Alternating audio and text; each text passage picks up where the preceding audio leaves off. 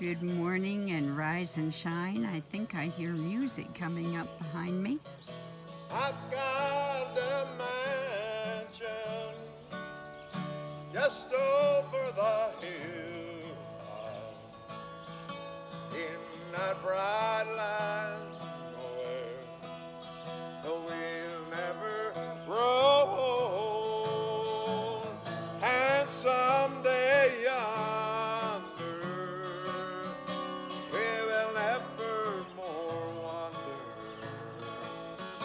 We'll walk on streets that are pure as gold.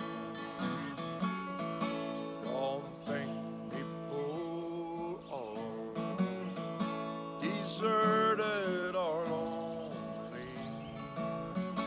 I'm not discouraged. I'm heaven bound. I'm just a pilgrim in search of a city. I want a mansion, a heart and a crown. I got a mansion just over the hill in that bright land where we'll never grow old, and someday yonder we will never more wander by the walk on streets that are pure. I'd walk on streets that are pure as gold.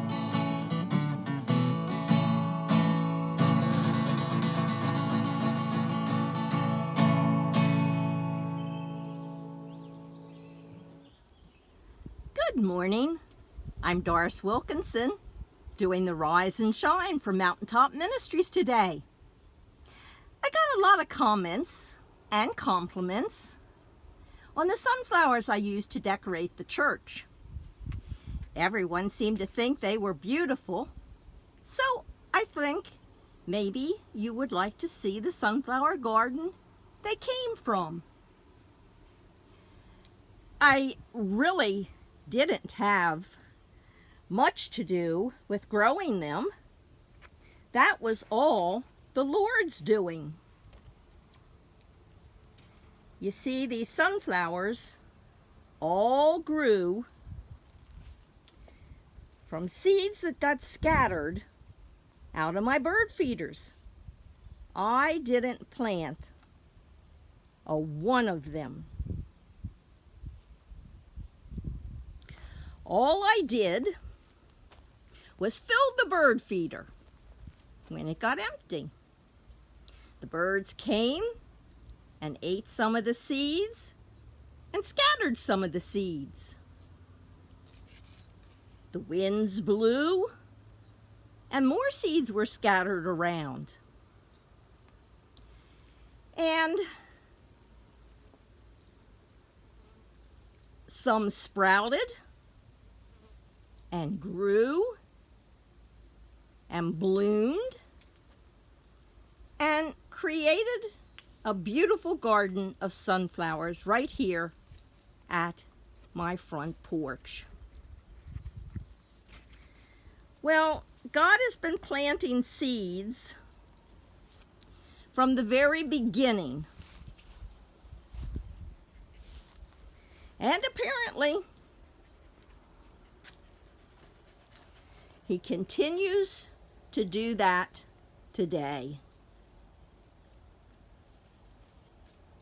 In Genesis 1:11, He commanded the land to sprout vegetation, and it did.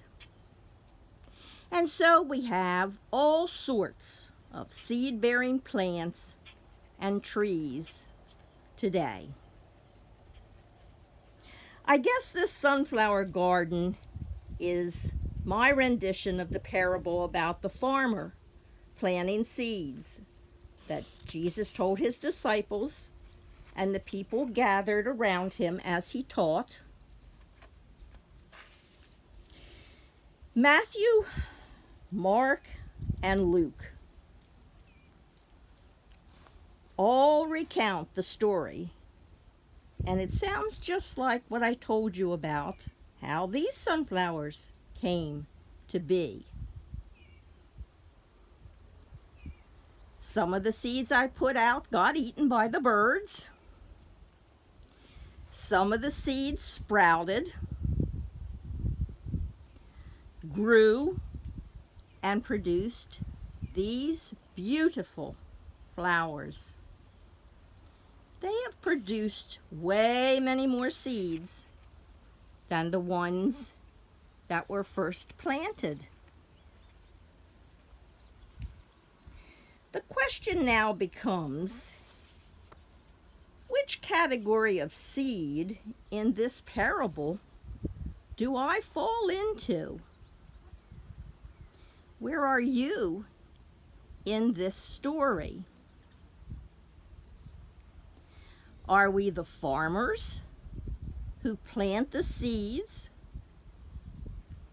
or are we the seeds? My first inclination is to be the farmer, the one who plants the seeds. The seeds, of course, are God's words to us. We plant them by taking them to others so someone else can learn and grow from them, which is what I hope I am doing in this video this morning. Rashad Burden suggests that perhaps we're the seeds and God is the farmer.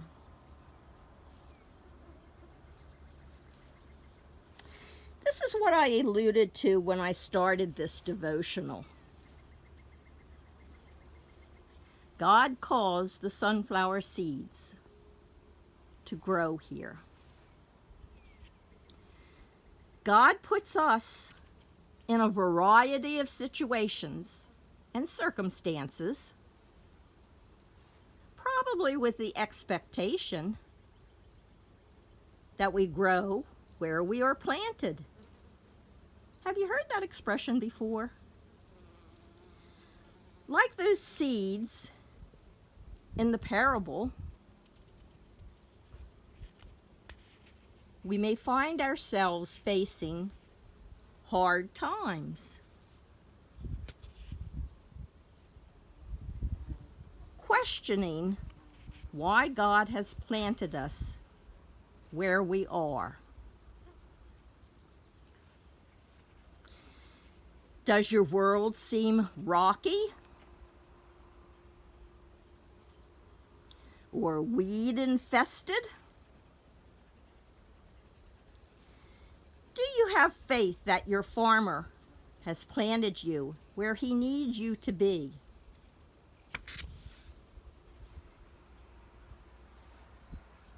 Don't wither under the weight of your trials. Don't let the thorns and weeds of life choke out your fruit. In Isaiah 55, God promises that the seeds he sows will not be in vain, but will grow and flourish in peace. God can do much in our lives if we allow ourselves to grow where we have been scattered. I pray that the seeds we plant will not be snatched away by Satan and crowded out of our lives by the worries of today, but instead we will hear and accept these seeds of God's words, and we will then produce our own harvest many times greater than the one seed that was planted. Before I close this morning, I have one more quick analogy. This is my first gladiola this summer.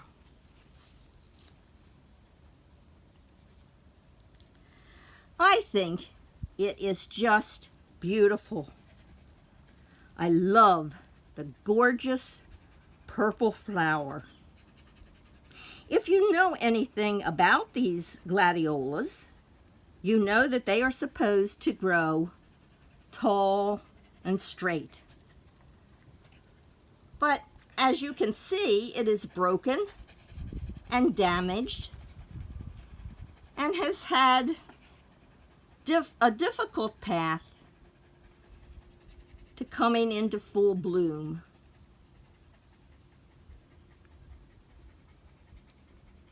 When I found it broken down and bent out of shape, I brought it in and put it in this vase.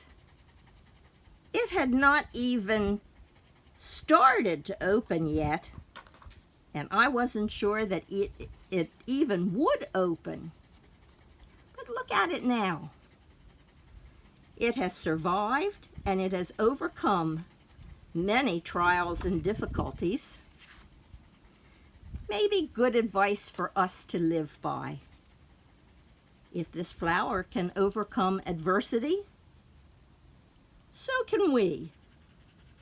After all, Jesus told us not to worry about tomorrow, because today's trouble is enough for today. Thank you for listening. And to close, I'll steal a comment from a friend of mine who always offers at the end of her voicemail this message of truth. Today is God's gift. Enjoy. Thank you.